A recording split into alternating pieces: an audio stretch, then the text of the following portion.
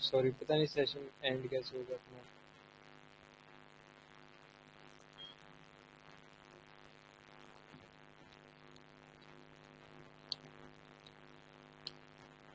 हाँ, तो शुरू करते हैं।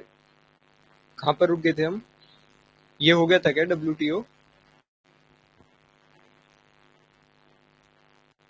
क्यों हुआ था टॉपिक और अच्छा, ओके, ठीक है। तो WTO देखते हैं। WTO में क्या है ना, एक तो जिनेवा में इसका हेडक्वार्टर, ये मेन चीज याद रखना। और कब बना था? गेट्स के under, general agreement on tariff and trade, 1995 में। उरुग्वे राउंड जब कंप्लीट हुए थे, उरुग्वे राउंड के नेगोशिएशंस 1886 से जो 94 तक चले थे, उसके बाद गेट्स एग्रीमेंट के अंदर WTO को फॉर्मेशन हुआ था। ठीक है, जिनेवा स्विट्जरलैंड में इसका हेडक्वार्टर्स है। कितनी कंट्रीज है? 164 कंट्रीज है। सिंस जुलाई 2016 तक 164 मेंबर्स थे, तो ये इसका भी डेटा है, मतलब 2016 से। ठीक है, अभी 98% ऑफ द वर्ल्ड ट्रेड को रिप्रेजेंट करता है WTO। ये वाली चीज इंपॉर्टेंट है कि जो ये लेडी थी ना, नगोजी ओकोंजो, ये फर्स्ट वुमेन और फर्स्ट अफ्रीकन वुमेन बनी है जो कि WTO की जनरल डायरेक्टर जनरल बनी है। तो ये काफी इंपॉर्टेंट चीज है, मतलब वो ऐसे पूछ लेंगे कि ये कौन सी ऑर्गेनाइजेशन की बनी है, तो याद रखना WTO। दूसरी चीज जो इम्पोर्टेंट है कि रिपोर्ट्स, तो दोनों जो रिपोर्ट है इसके अंदर वर्ल्ड ट्रेड एक वर्ड आ रहा है, तो उससे हमें पता चल जाएगा वर्ल्ड ट्रेड रिपोर्ट और वर्ल्ड ट्रेड स्टैटिस्टिकल रिव्यू। तो उससे हम पता लगा सकते हैं कि वर्ल्ड ट्रेड ऑर्गेनाइजेशन की रिपोर्ट है। दूसरा कि जो जिनीवा, जो स्विट्जरलैंड है, वहाँ पर काफ़ी सारी ऑर्गेनाइजेशन के हेडक्वार्टर है। तो कैसे याद रखे? एक तो ये वाली चीज़ याद रखना, MTH, जैसे MDH जो मसाला होता है उसी की तरह MTH करके याद रखना। तो आगे पीछे दोनों के W और O लगा देना, जैसे WMO, WTO, WHO। तो world meteorological organisation, world trade organisation, world health organisation, तो इन तीनों का हेडक्वार्टर है जिनीवा में। उसके अलावा भी दो ऑर्गेनाइजेशन है, जैसे इंडियन लेबर ऑर्गेनाइजेशन एक, और एक और है WIPO। तो इनका भी जिनीवा के अंदर ही है। तो IMF इम्पोर्टेंट कब बना था? ब्रेटन वुड्स कॉन्फ्रेंस जो हुई थी हमारी 1944 में, उसके अंडर बना था। तो इसके साथ दो बॉडीज बनी थी, एक तो IMF और एक वर्ल्ड बैंक। तो ये दो ऑर्गेनाइजेशंस बनी थी। तो इन्हें हम है ना ब्रेटन वुड्स ट्विंस भी बोलते हैं। तो ये वाली चीज भी याद रखना, ब्रेटन वुड्स ट्विंस किसको बोलते हैं? वर्ल्ड बैंक और IMF। और IMF का ऑब्जेक्टिव ही यही है कि वो फाइनेंशियल स्टेबिलिटी और मॉनेटरी कॉपरेशन को प्रोवाइड करेगा, और international trade, economic growth, employment, global poverty reduction, इन सब के लिए काम करेगा। इसकी रिपोर्ट्स, एक ये वाली तो शायद क्वेश्चंस में आ जाती है कई बार कि ग्लोबल फाइनेंशियल स्टेबिलिटी रिपोर्ट कौन पब्लिश करता है। तो अब IMF का काम ही फाइनेंशियल स्टेबिलिटी देना है, तो रिपोर्ट भी वही पब्लिश कर रहा है। फिर एक ये वाली रिपोर्ट इंपॉर्टेंट है कि वर्ल्ड इकोनॉमिक आउटलुक। ठीक है, तो वर्ल्ड इकोनॉमिक आउटलुक किसकी रिपोर्ट है? IMF। फिर है फिस्कल मॉनिटर और एक्सटर्नल सेक्टर रिपोर्ट। तो रिपोर्ट्स तो सारी इंपॉर्टेंट है, तो ये याद रख लेना। फिर है वर्ल्ड बैंक। तो वर्ल्ड बैंक है ना, दो चीजें आती है, एक तो वर्ल्ड बैंक है, एक वर्ल्ड बैंक ग्रुप है। तो वर्ल्ड बैंक तो दो चीजों, मतलब वर्ल्ड बैंक ग्रुप के अंदर है ना 5 ऑर्गेनाइजेशंस है। उन 5 ऑर्गेनाइजेशंस में से जो दो ऑर्गेनाइजेशंस है, जो IRBD है और IDA है, ये दोनों मिलके बनाती है वर्ल्ड बैंक। ठीक है, तो IRBD जो है, international bank for reconstruction and development, ये क्या करते हैं? जो मिडिल इनकम कंट्रीज है या लो इनकम कंट्रीज है उनको लोन्स प्रोवाइड करता है। और जो IDA है, ये इंटरेस्ट फ्री लोन प्रोवाइड करता है to the poorest of the countries. तो ये चीज याद रखना, ठीक है। तो जो भी पुअर सबसे कंट्री है उनको इंटरेस्ट फ्री लोन देता है IDA, इंटरनेशनल डेवलपमेंट एसोसिएशन। और IBRD मिडिल इनकम या जो लो इनकम कंट्रीज है उनको प्रोवाइड करता है। तो ये दोनों मिलके बनाते हैं वर्ल्ड बैंक को। फिर उसके बाद जो बाकी तीन ऑर्गेनाइजेशन बच गई 5 में से, तो हाँ, वो 5, सॉरी,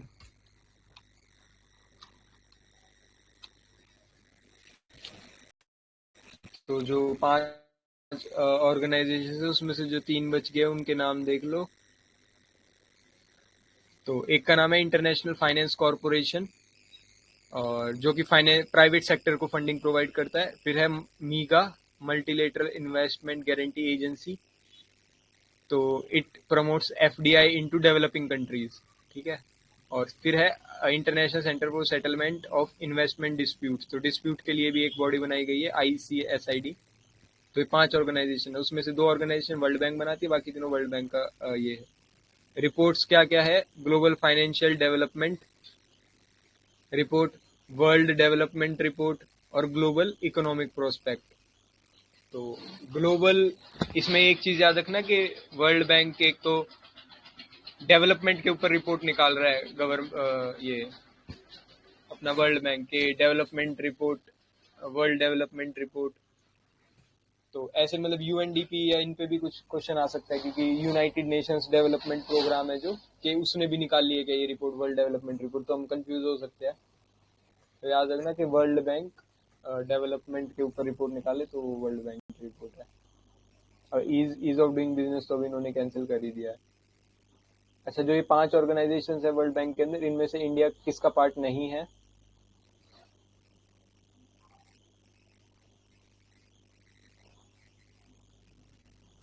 तो इन जो 5 ऑर्गेनाइजेशन है वर्ल्ड बैंक ग्रुप के अंदर ना, इंडिया इनमें से एक का पार्ट नहीं है, और वो है ये international centre for settlement dispute वाला। बाकी चारों का इंडिया पार्ट है, तो ये वाली चीज भी इंपॉर्टेंट है, याद रखना। फिर आता है न्यू डेवलपमेंट बैंक, तो हेडक्वार्टर का है शंघाई, ये भी इम्पोर्टेंट है। तो ये ब्रिक्स के लिए बना था मेनली, जो ब्रिक्स कंट्रीज है, लेकिन बाद में इसको एक्सटेंड भी कर दिया गया UAE, उरुग्वे, बांग्लादेश, इजिप्ट, इन सब कंट्रीज के लिए, ठीक है। तो बस इतना याद रखना है इसमें। एक तो हेडक्वार्टर कहाँ पर है? शंघाई चाइना में, और ब्रिक्स कंट्रीज के लिए बना था, तो ऐसा नहीं है कि सिर्फ ब्रिक्स ही है। और दूसरा कि इसका ऑथोराइज कैपिटल है $100 बिलियन और सब्सक्राइब कैपिटल है $50 बिलियन। तो ये वाली थोड़ी टर्म्स मतलब देख लेना,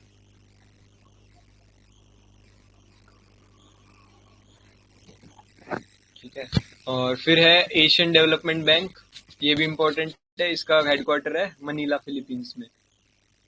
31 कंट्रीज आती है, और अभी तक मतलब इसके 68 मेंबर्स है, 49 फ्रॉम एशिया और 19 फ्रॉम आउटसाइड। तो इसमें भी एक ऐसा ही क्वेश्चन आया था PYQ में कि एशियन डेवलपमेंट जो बैंक है उसके अंदर सारे ही मेंबर्स एशिया से है, ऐसा कुछ क्वेश्चन आया था। मतलब 54 मेंबर्स है जो वो एशिया से ही हैं, उस टाइम शायद 54 मेंबर थे इसके। तो याद रखो कि इतनी तो एशिया में कंट्री नहीं है, तो मतलब कुछ कम ही कंट्रीज है, मेरे ख्याल 48 कुछ कंट्रीज है, 49 कंट्रीज है, तो वो एशिया से, और बाकी जो है कंट्रीज बाहर से आई हुई है। तो ये इसका शायद PYQ में ऐसे स्टेटमेंट था उसमें,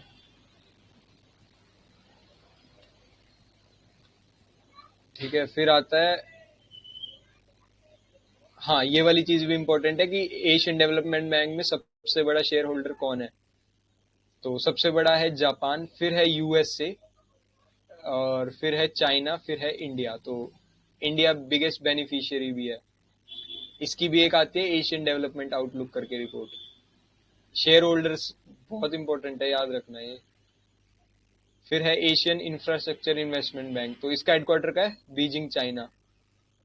तो हेडक्वार्टर याद रखना, न्यू डेवलपमेंट बैंक का है शंघाई, और एशियन इंफ्रास्ट्रक्चर बैंक का है चाइना, और डेवलपमेंट बैंक का है मनीला, फिलीपींस।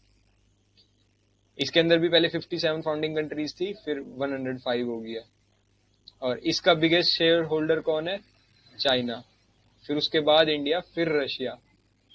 ये वाला सीक्वेंस भी याद रखना, दोनों का बहुत इंपॉर्टेंट है इनका। फिर OECD का हेडक्वार्टर है पेरिस में, फ्रांस में, और 1948 में बना था, better policies for better life, तो इस हिसाब से बना था ये। और ये चीज इंपॉर्टेंट है कि इंडिया OECD का मेंबर नहीं है। रिपोर्ट्स इंपॉर्टेंट है इसकी कि international migration outlook, OECD, better life index, तो ये तो पता चल ही जाएगा, लेकिन ये इंटरनेशनल माइग्रेशन आउटलुक नहीं पता चलेगा, तो इसमें और कुछ ऑर्गेनाइजेशन डाल देगा वो। तो ये पता होना चाहिए कि OECD जो है वो निकालता है ये इंटरनेशनल माइग्रेशन आउटपुट, ठीक है। फिर आता है वर्ल्ड इकोनॉमिक फोरम, तो ये भी इम्पोर्टेंट है। तो इसका भी हेडक्वार्टर देख लो, जिनेवा स्विट्जरलैंड में है। और इसकी भी रिपोर्ट्स इंपॉर्टेंट है। Global competitiveness report, global gender gap report, global risk report, और अभी इसे रिसेंटली लॉन्च किया है ग्लोबल साइबर सिक्योरिटी आउटलुक। तो सभी रिपोर्ट्स में ना ग्लोबल ग्लोबल आ रहा है इसकी। लेकिन हमने देखा था कि वर्ल्ड बैंक की भी कुछ एक रिपोर्ट में ग्लोबल है, और उसमें भी आईएमएफ वाली में भी था। तो थोड़ा डिफरेंस याद रखना इनमें, कि एक तो ये कम्पिटिटिवनेस के लिए निकालता है, ग्लोबल जेंडर गैप के लिए निकालता है, रिस्क के लिए निकालता है, और साइबर सिक्योरिटी। तो ये इम्पोर्टेंट है सब।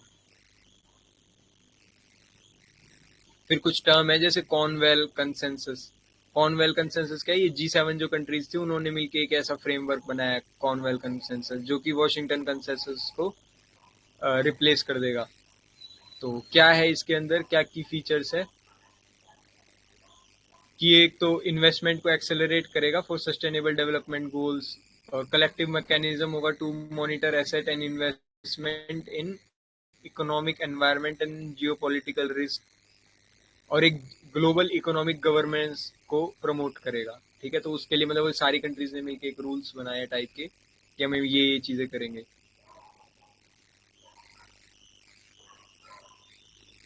फिर आता है डिजिटल बर्लिन वॉल। तो डिजिटल बर्निंग वॉल क्या है? तो आईएमएफ ने अभी वार्न किया था कि ये डिजिटल बर्लिन वॉल क्रिएट हो सकती है यूरोपियन यूनियन, यूएस और चाइना में।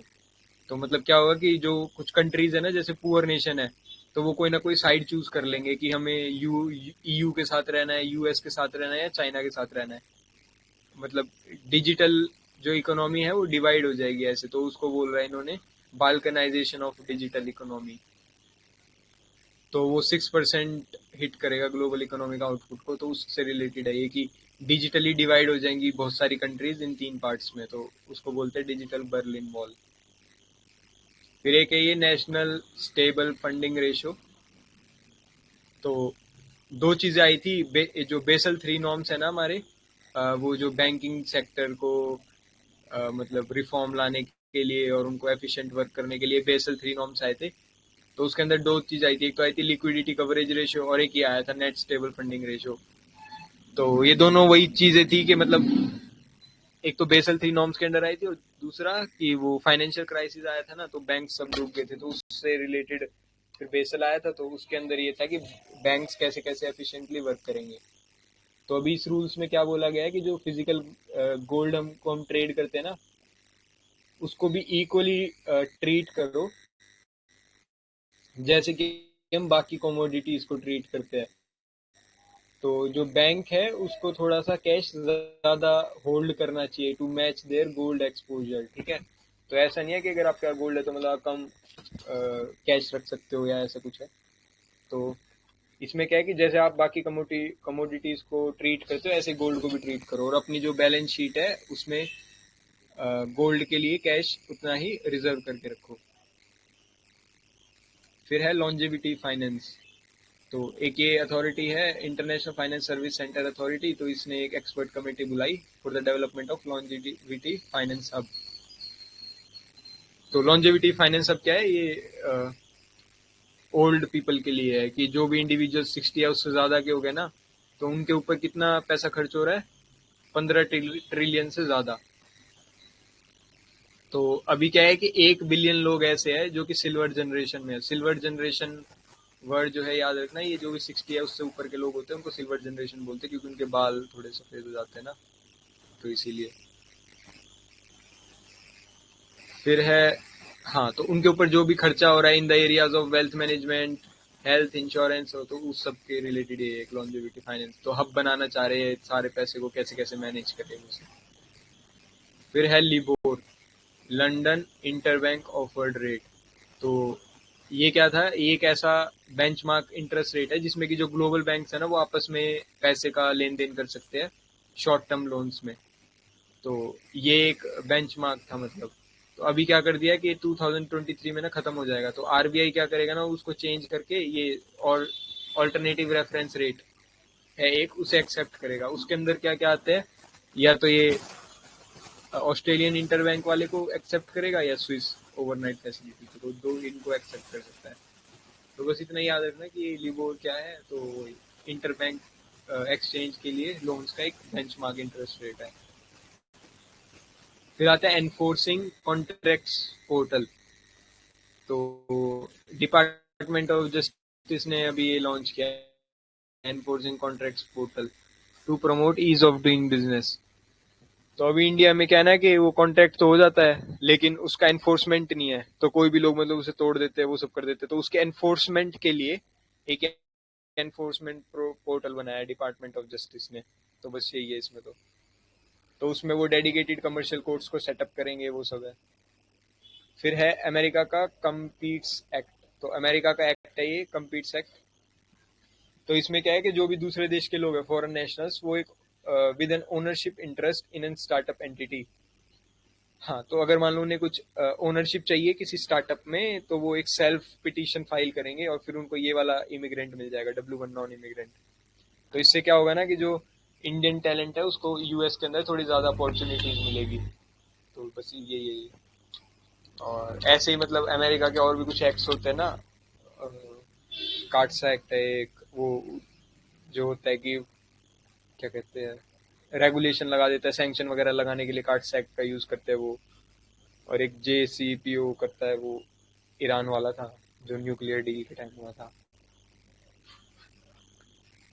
फिर है स्पेशल ड्राइंग राइट्स। तो ये भी इम्पोर्टेंट चीज है, शायद PYQ भी है इस पे। तो स्पेशल ड्राइंग राइट्स क्या होता है, एक तो IMF का इंस्ट्रूमेंट है एक, ठीक है, IMF का है। ऊपर से ना ये कोई करेंसी नहीं है। इसमें क्या होता है ना कि ये जो 5 करेंसीज है ना वर्ल्ड की बड़ी बड़ी, जैसे US का dollar, euro, Chinese renminbi, Japanese yen और ब्रिटिश पाउंड स्टर्लिंग। तो ये पांचों याद रखना कि स्पेशल ड्राइंग ड्राइंग राइट्स में किस किस को कंसिडर करते हैं। तो इसमें क्या है कि स्पेशल ड्राइंग राइट्स दिए जाते हैं किसी किसी कंट्रीज को। तो उसमें ना अब कौन सी करेंसी में दिए जाए स्पेशल ड्राइंग राइट्स, तो वो पता नहीं था। तो ये 5 करेंसीज को चूज किया और इनका एक एवरेज टाइप निकाला, तो उसके हिसाब से ये फिर स्पेशल ड्राइंग राइट्स दिए जाते हैं। तो एक टाइप का मतलब रिजर्व, जैसे फॉरेक्स जो हमारा रिजर्व है ना इंडिया का, उसके अंदर गोल्ड कंसीडर करते हैं हम, और जो कैश वैश वो पड़ा है वो कंसीडर करते हैं, मतलब फॉरेन करेंसी। और स्पेशल ड्राइंग राइट्स भी हैं जो IMF के, वो भी हमारे फॉरेक्स रिजर्व में आते हैं। तो हमने अभी थोड़े दिन पहले पढ़ा था कि हमारे फॉरेक्स रिजर्व 640 बिलियन हो गया है, ये हो गया है। तो उसके अंदर ये काफी सारी चीजें इंक्लूड होती है, special drawing rights, gold, foreign currency, government bonds, तो ये सब। ठीक है, तो ये 5 करंट करेंसी याद रखना।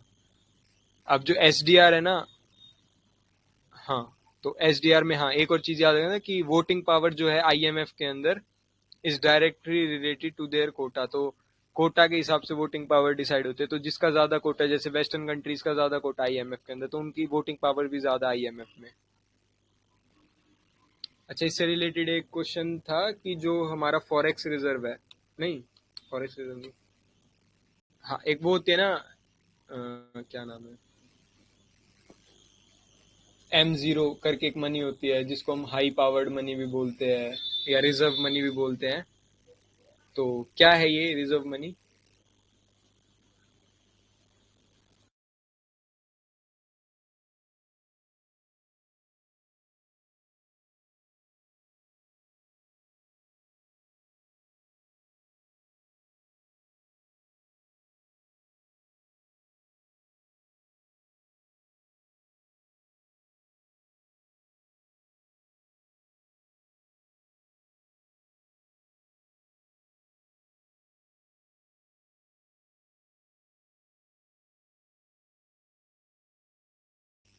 हाँ, तो रिजर्व मनी में क्या है ना कि जो भी RBI की लाइबिलिटीज है वो सब रिजर्व मनी के अंदर आती है।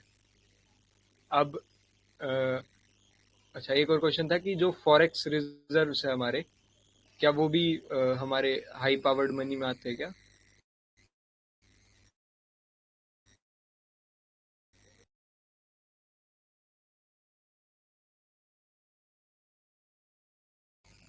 हाँ, तो याद रखना कि फॉरेक्स रिजर्व हाई पावर उसमें, इसमें हाई पावर्ड मनी में या रिजर्व मनी में नहीं आते हैं। Why? Because they are assets of the RBI, they are not liabilities.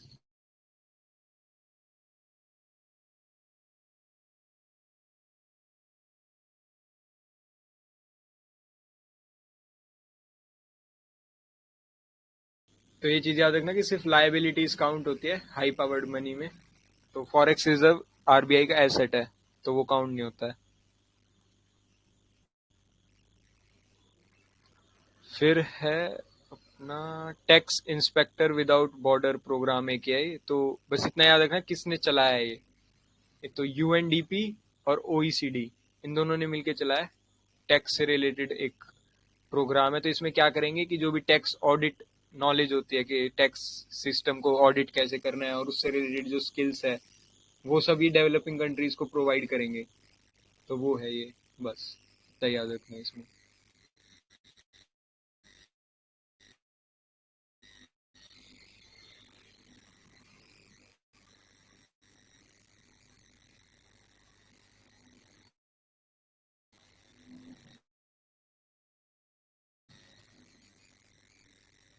Labour employment, skill development and entrepreneurship. तो अभी पीरियोडिक लेबर फोर्स सर्वे होता है हमारे इंडिया में। तो अभी उसकी 3rd एनुअल रिपोर्ट आई है PLFS की। तो उसमें ऐसा बताया गया कि जो हमारा अनएम्प्लॉयमेंट रेट है ना वो कम हो गया है, मतलब 4.8% तक आ गया है। तो क्या होता है पीरियोडिक लेबर फोर्स सर्वे? इसको लॉन्च कौन करता है? पहले तो ये चीज याद रखना, NSO करता है, ठीक है। NSO लॉन्च करता है PLFS को। और फर्स्ट रिपोर्ट कब आई थी? 2017-18 में। फिर उसके बाद 2019 में आई और 20 में आई, अभी 3rd आई है रिपोर्ट, ठीक है। तो क्या क्या ऑब्जेक्टिव है? एक तो ये बताता है कि कितना एम्प्लॉयमेंट और अनएम्प्लॉयमेंट इंडिकेटर्स है हमारे। तो इसके अंदर है ना ये 4 चीजें आती है। ये 4 चीजें आती है: labour force participation rate, worker population ratio, तो प्रोपोर्शन एम्प्लॉयड और एम्प्लॉयमेंट रेट। तो इसमें पूछ लेते हैं कि ये क्या है। तो एक चीज जो याद रखने की है कि जो लेबर फोर्स पार्टिसिपेशन रेट है, तो ये क्या होगा कि कितना लेबर फोर्स है हमारे यहाँ पर। अब कितना लेबर फोर्स है,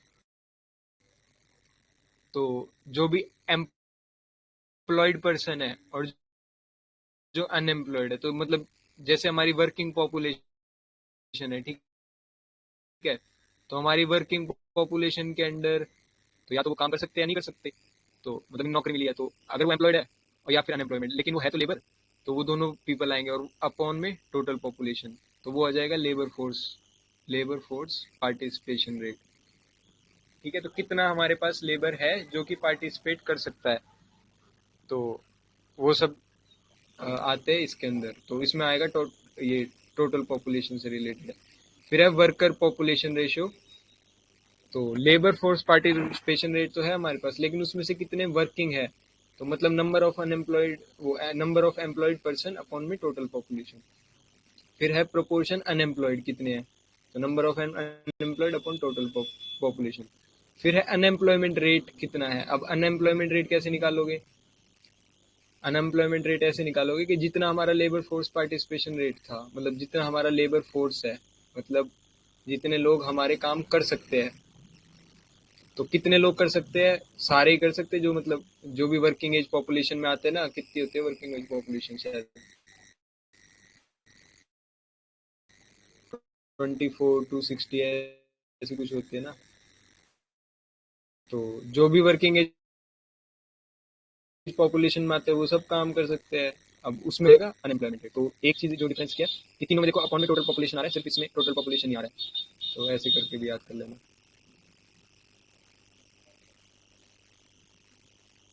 तो हर 3 महीने में निकालता है ये, मतलब हर 3 महीने के इंटरवल पे बताता है कि क्या है इसका स्टेटस। फिर it estimate employment and unemployment indicator in both usual status. तो कुछ टाइप के स्टेटस भी है इसके, तो वो हम आगे देखेंगे। और रूरल और अर्बन एरियाज के लिए निकालता है एनुअली। एक ये जो चीज़ है कि अनएम्प्लॉयमेंट कैसे कॉज हो सकता है, तो पॉपुलेशन ज़्यादा बढ़ गई तो भी अनएम्प्लॉयमेंट बढ़ जाएगा। लैक ऑफ स्किल्स, रिसेशन आ गया इकोनॉमी में, या फिर सीजनल नेचर ऑफ ऑक्यूपेशंस। फिर है marginal productivity close to zero. तो मार्जिनल प्रोडक्टिविटी क्या होती है?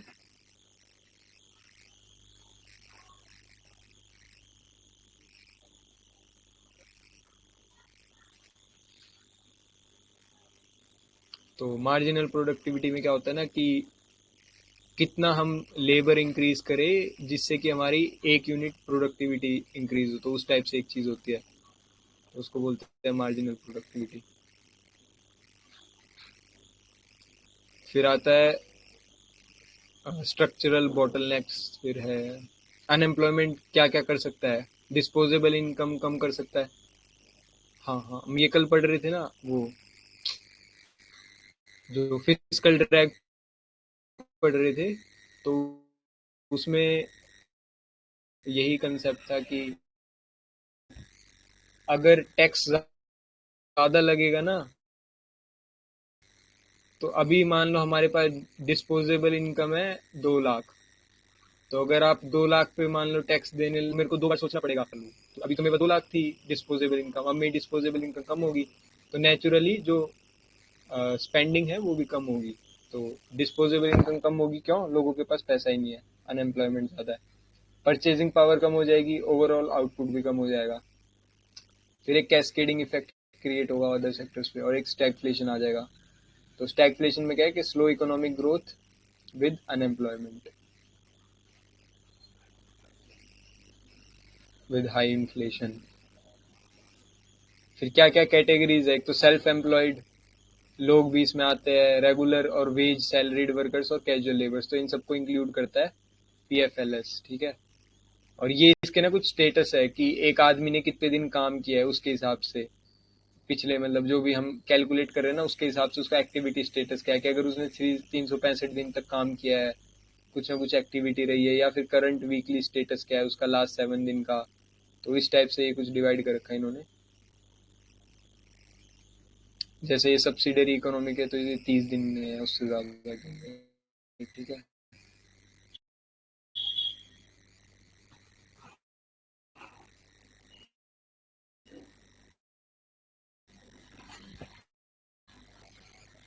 तो बस यही है, फिर सारा डेटा तो मतलब मेंस में काम आएगा ज्यादा। और फीमेल लेबर पार्टिसिपेशन जो रेट है वो बहुत ज़्यादा इंक्रीज कर गया है रूरल वुमेन के लिए, तो ये भी चीज़ याद रखना बस।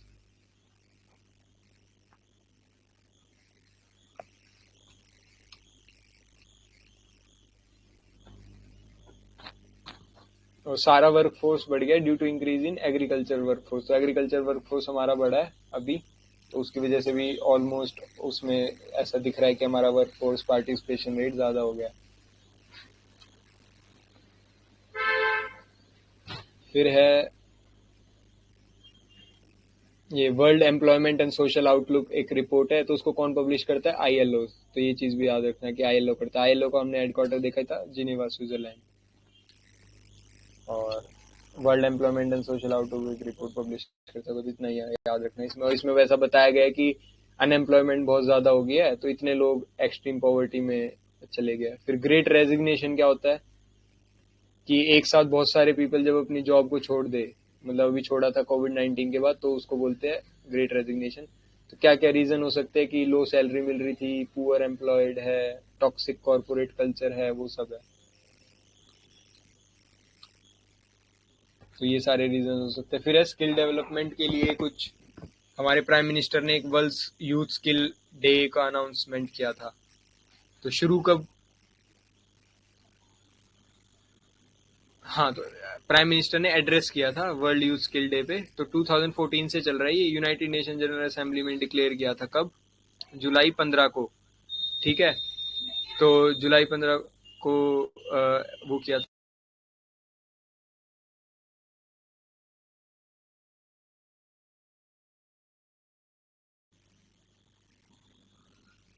तो उन्होंने जुलाई 15 को वर्ल्ड यूथ स्किल डे बनाया था।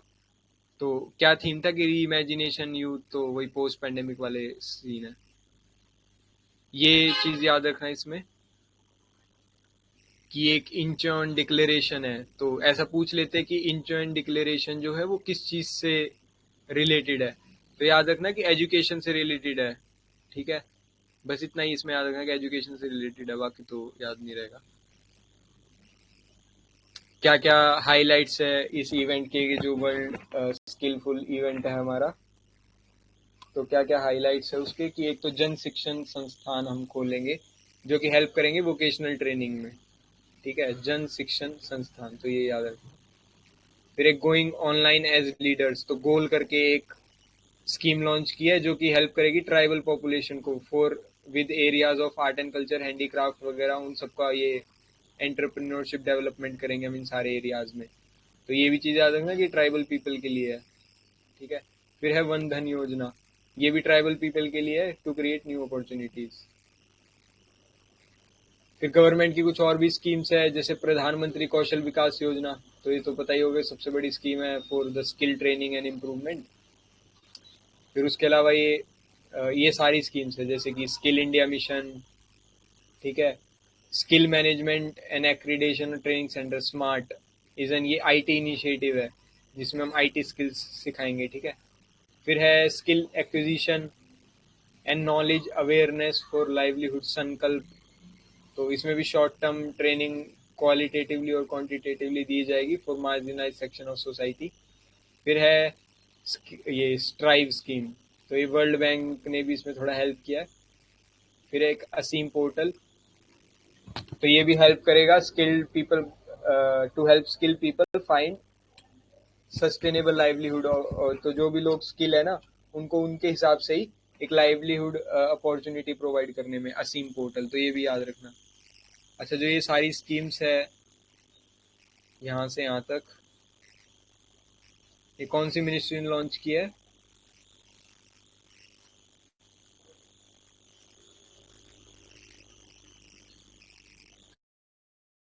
सारी जो स्कीम्स है ना, ये है ministry of skill and development वाली, ठीक है।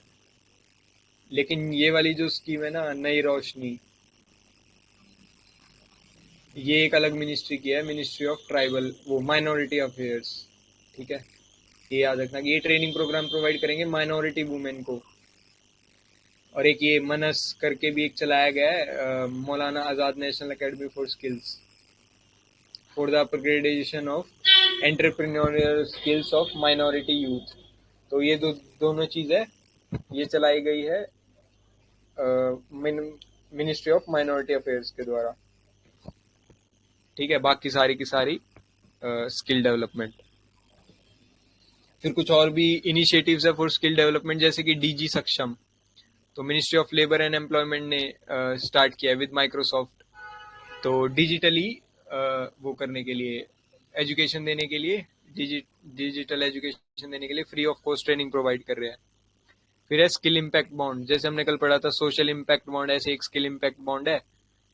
तो first of its kind largest impact bond है फॉर स्किलिंग इन इंडिया, किसने लॉन्च किया है? National skill development corporation. National apprenticeship training program है नेट्स, किसका है? मिनिस्ट्री ऑफ एजुकेशन का। तो इसमें 1 साल के लिए आपको टेक्निकल ये स्किल या नॉलेज प्रोवाइड करेंगे, एक अप्रेंटिसशिप प्रोवाइड करेंगे, ठीक है। तो इंडिया के अंदर काफ़ी सारे जो लोग हैं जो अभी ग्रेजुएशन कर रहे हैं या कर चुके हैं, तो उनको 50% स्टाइफंड वगैरह दिया जाएगा, तो ये सब कवर करेंगे इसके अंदर। ये टारगेट है इनका कि 7 लाख यूथ को हमें देना। फिर है रेल कौशल विकास योजना, तो क्या है ये रेल कौशल विकास योजना? मिनिस्ट्री ऑफ रेलवे ने शुरू किया है। तो इसमें क्या है, यूथ को ना, जो 10th पास यूथ है between 18 and 35 years of age, उनको ये स्किल्स प्रोवाइड करेंगे in the fields of electrician, welder, machinist और फिटर। तो इन सब में कुछ 100 आवर्स की ट्रेनिंग प्रोवाइड की जाएगी, ये ऐसा, ठीक है। फिर आता है ये ministry of heavy industries and law, इसने 6 टेक्नोलॉजी इनोवेशन प्लेटफॉर्म्स को लॉन्च किया है, मिनिस्ट्री ऑफ हैवी इंडस्ट्रीज ने, तो ये चीज़ याद रखना।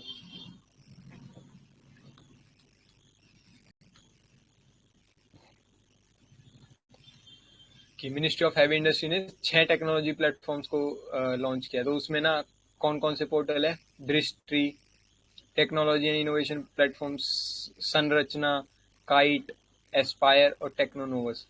तो इनके नाम याद रखना कि ये यूं पूछ लेंगे कि कौन सी मिनिस्ट्री ने लॉन्च किया और किस चीज से रिलेटेड है। ठीक है, तो सारे के सारे टेक्नोलॉजिकल डेवलपमेंट से रिलेटेड है और मिनिस्ट्री ऑफ हैवी इंडस्ट्रीज ने लॉन्च किया है। ठीक है, फिर है स्टार्टअप इकोसिस्टम कैसा है इंडिया में। तो इंडिया में अभी 70 से ज्यादा यूनिकॉर्न्स हो गया है। तो उससे रिलेटेड तो स्टार्टअप क्या होता है कि वही इनिशियल स्टेज ऑफ ऑपरेशन हो, कुछ नए आइडियाज इनोवेशन हो, रिस्क टेकिंग हो, तो वो सब स्टार्टअप में आता है। तो स्टार्टअप इंडिया एक स्कीम थी जो कि 2016 में लॉन्च की गई थी बाय डीपीआईआईटी। तो डीपीआईआईटी के अकॉर्डिंग है ना, स्टार्टअप की कुछ अलग ही डेफिनेशन है। तो उसका ये पार्ट्स है कि डीपीआई क्या कंसीडर करता है कि मतलब टर्नओवर जो है 100 करोड़ से ज़्यादा नहीं होना चाहिए, और मतलब किसी का कॉपी नहीं होना चाहिए, वो ओरिजिनल होना चाहिए उसका आइडिया, और उसकी मतलब 10 साल से ज़्यादा पुरानी नहीं होनी चाहिए वो कंपनी। तो इस टाइप की चीज़ें है जो वो डीपीआईआईटी की डेफिनेशन में आती है। स्टार्टअप को मतलब वो कैसे मानता है। जो हमें चीज़ याद रखनी है कि हाँ, कि जो इंडिया है वो वर्ल्ड का थर्ड लार्जेस्ट स्टार्टअप इकोसिस्टम है। ठीक है, और डीपीआईआईटी की नज़र में 70 प्लस यूनिकॉर्न्स हो गए इंडिया में। और जो और चीज़ें याद रखनी है कि इंडिया जो है वो tech startup second largest ecosystem है और वैसे थर्ड लार्जेस्ट है। और जो भी मतलब हमारे जितने भी स्टार्टअप्स है ना, उसमें से 46% जो टायर 2 टायर 3 सिटीज में, उनमें से एक उनमें एटलीस्ट वन वुमेन डायरेक्टर तो है ही है।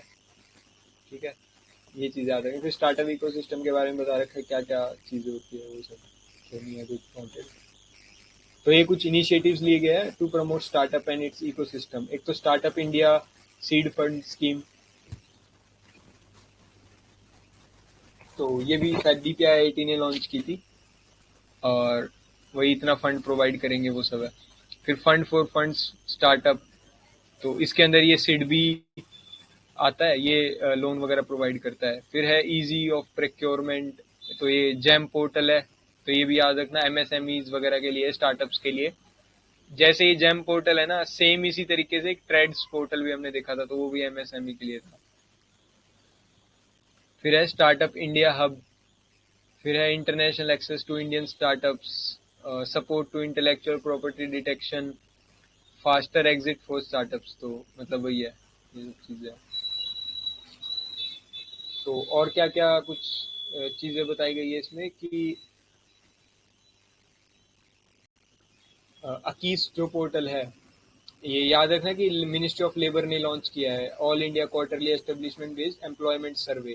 तो एक टाइप का सर्वे है to estimate the demand side condition of labour market. तो बस यही याद रखना इसमें। तो दो पार्ट है इसके, एक तो क्वार्टरली होता है और एक ये है दूसरा पार्ट एरिया वाइज होता है। फिर है एम लीप, एम आई लीप।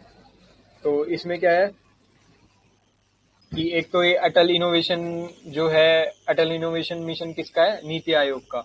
तो उसके अंडर ये इसको लॉन्च किया गया है एम को, अटल इसको आई लीप को। तो आई लीप का ऑब्जेक्टिव क्या है, to accelerate tech startups across India. बस यही है। फिर संभव एक नाम की स्कीम है, तो ये क्या है, नेशनल लेवल अवेयरनेस प्रोग्राम है बाय मिनिस्ट्री ऑफ एमएसएमई। तो जो भी स्टूडेंट्स है कॉलेज के या कहीं के, तो उनको एनकरेज किया जाएगा फॉर देयर एंटरप्रेन्योरशिप स्कीम्स, वो स्किल्स। तो वो संभव है। फिर है ई श्रम पोर्टल। तो ई श्रम पोर्टल भी मिनिस्ट्री ऑफ लेबर ने लॉन्च किया था। तो इसमें क्या, एक नेशनल डाटाबेस है फॉर अनऑर्गेनाइज्ड वर्कर्स। तो ये देख लो कि national database of unorganised workers, और database authenticated with Aadhaar card. और 38 करोड़ तक अब इतने जा चुके हैं, और जो भी कंस्ट्रक्शन वर्कर, माइग्रेंट वर्कर वगैरह होते हैं, वो सब इसके अंदर आते हैं। और इनको एक यूनिवर्सल अकाउंट नंबर मिल जाता है, और फिर आगे मतलब कोई भी काम होगा ना, तो उनको कैपेबिलिटी के हिसाब से इनको काम मिलेगा। और अगर एक्सीडेंटल कवर भी मिलता है इसमें 2 लाख तक का, अगर परमानेंट डेथ या परमानेंट डिसेबिलिटी होती है, वरना 1 लाख का कवर मिलता है फॉर पार्शियल डिसेबिलिटी। फिर है all India survey on domestic workers. तो वही सर्वे है ये, कौन करता है, लेबर ब्यूरो। तो इसमें इन सब के ऊपर सर्वे किया जाता है। फिर है ये chips to startup programme C2S, कौन करता है? मीटी करता है। हाँ, ये इम्पोर्टेंट है कि 16 जनवरी को नेशनल स्टार्टअप डे अभी लॉन्च किया था हमारे प्राइम मिनिस्टर ने, वो डिक्लेयर किया था कि 16 जनवरी को हम नेशनल स्टार्टअप डे बनाया करेंगे। चिप टू स्टार्टअप प्रोग्राम जो है, it aims at train 85,000 high quality qualified engineers, तो इंजीनियर्स को स्किल्स प्रोवाइड करने के लिए है। दूसरा इम्प्लीमेंटिंग एजेंसी है सीडैक, ठीक है। सीडैक भी माईटी के अंदर ही आता है, ठीक है। फिर है स्माइल प्रोग्राम, तो मेन चीज इसमें याद रखना कि ये स्माइल के नाम से याद रखना, स्माइल देने के लिए है। तो किस किस को स्माइल देना है? जो भी ट्रांसजेंडर पर्सन है और जो भी ये बैगिंग वगैरह करते हैं ना लोग, उनको स्माइल प्रोवाइड करनी है। मतलब कैसे कि उनको कुछ कुछ मेडिकल फैसिलिटीज दी जाएंगी, एजुकेशन काउंसलिंग दी जाएगी, स्किल्स दी जाएंगी ताकि वो अपना लाइवलीहुड कर सके। तो वो है। तो इसके अंदर ये दो पार्ट है, वन एक ट्रांसजेंडर के लिए और एक बैगिंग जो करते हैं पीपल उनके लिए है। और सेंट्रल सेक्टर स्कीम है, मतलब fully funded by central government. फिर एक उभरते सितारे है, ये किसके लिए? MSMEs।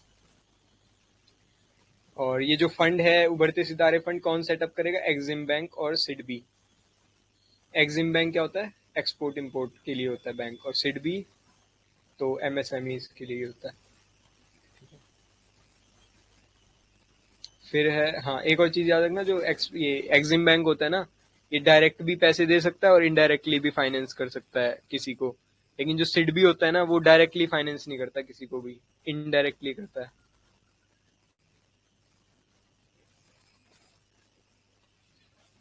तो ये चीज इंपॉर्टेंट है, इनमें डिफरेंस पता होना चाहिए।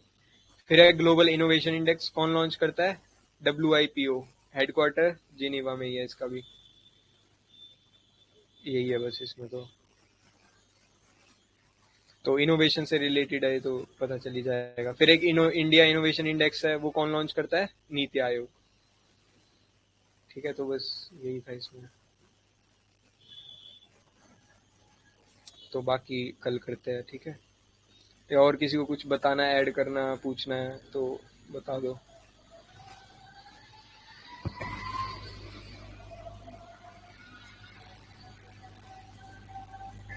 आज जैसे हमने वो किया था ग्रीन बॉक्स WTO का, तो वो जो पीएम किसान वाली स्कीम है जिसमें 6,000 दिया जाता है फार्मर्स को रिगार्डलेस ऑफ उनके पास कितना एरिया है।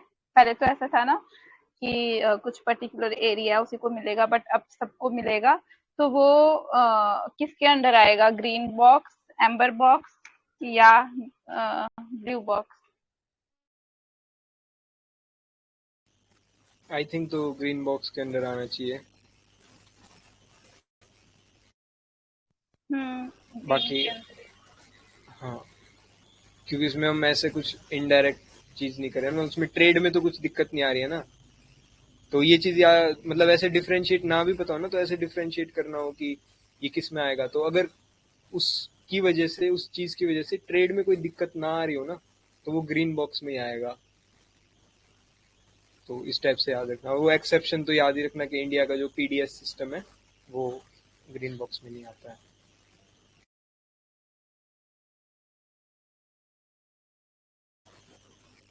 और कुछ?